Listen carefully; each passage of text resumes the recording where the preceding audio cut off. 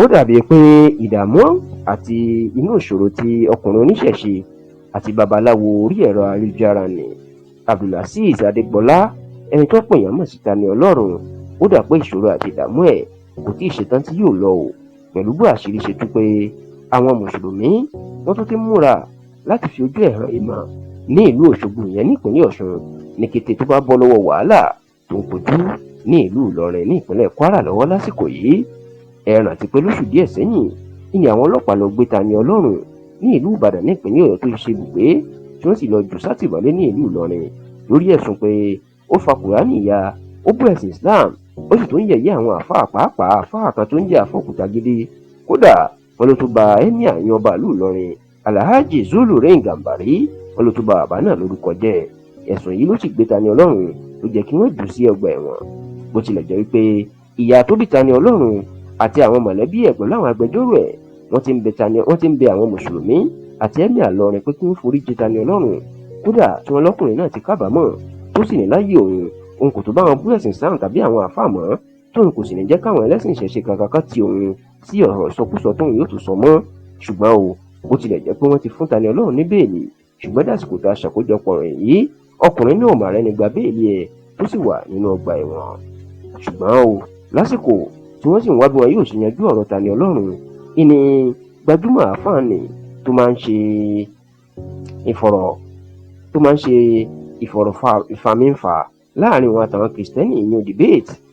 Malam Yusuf Adépọ̀jù tó jẹ́ olùdarí àti alákòóso Akadip ìlú mà tú àṣírí wípé ṣe rí o, ohun tí Tani Ọlọ́run tó ń rí ní ìlú Ìlọrin lásìkò yìí táwọn èèyàn sọ pé ó ti pọ̀ jù táwọn míì ń kànú ẹ̀, ó ní wọn àti rí nǹkan kan. Ó ní pé àwọn ti múra ẹ̀ sílẹ̀ ní ìlú Òṣogbo, onígbàrà tó bá bọ́ nílùú Ìlọrin ìpínlẹ̀ Ọ̀ṣun ni wọ́n ń gbé bọ̀ tí yóò sì fi ojú winá òfin kọjá sísọ. Kódà ó lè rí ọmọdé ni wọ́n ń bá ṣe ní ìlú Ìlọrin. Ó ní wọn ò mọ̀ pé ìbínú Ọlọ́run, ìyẹn Ọlọ́run Allah, ó sì dé sórí Tani Ọlọ́run báyìí.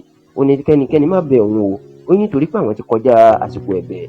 Ó ní lásìkò tó ń fààyè sílẹ̀ fún ẹ̀bẹ̀ àti ìdáríjì, ó ní ṣe ni Tani Ọlọ́run inú ń ṣe alágídí tó ń ṣe bíi pé àwọn ọ̀rúnmọlẹ̀ lè gbà. Ó ní ṣùgbọ́n ní báyìí tó ti kọjá àyè rẹ̀, tó bá ti kọjá ní ìlú Ìlọrin báyìí kété ni wọn yóò tún gbé. Ó ti dé ìlú Òṣogbo láti wá fi ojú rí baba ńlá wàhálà. Ó ní nígbà tí wọ́n ń bá Tani Ọlọ́run sọ ńgbà náà tí wọ́n ń pàrọwà fún tó jẹ́ pé àwọn làwọn ń bẹ̀, ó ní kò gbọ́. Ṣùgbọ́n ní báyìí o, ó ní wọn yóò bẹ̀bẹ̀ tì, àwọn ò ní gbọ́. Kódà ọkùnrin náà kọ sórí ẹ̀rọ ayélujára Facebook ẹ̀ pé bí ẹnikẹ́ni tó bá gbìyànjú láti bá Tani Ọlọ́run bẹ̀bẹ̀, ó ní òun yóò bẹ ẹni náà jà. Kódà Ọlọ́run ṣe tán láti fagilé èèyàn blọọkì ẹ̀ lórí ẹ̀rọ ayélujára òun. Ọ̀pọ̀ àwọn èèyàn pàápàá àwọn oníṣẹ̀ṣe tí wọ́n gbọ́ ọ̀rọ̀ tí Malam Yusuf Adépọ̀jù ń sọ ẹ̀ ni wọ́n máa ń pariwo tí wọ́n ń sọ wípé ní tí wọ́n ń ṣe kò dáa àti pé ní tí ojú Tani Ọlọ́run ní tójú ẹ̀ rí ó ti pọ̀ jù.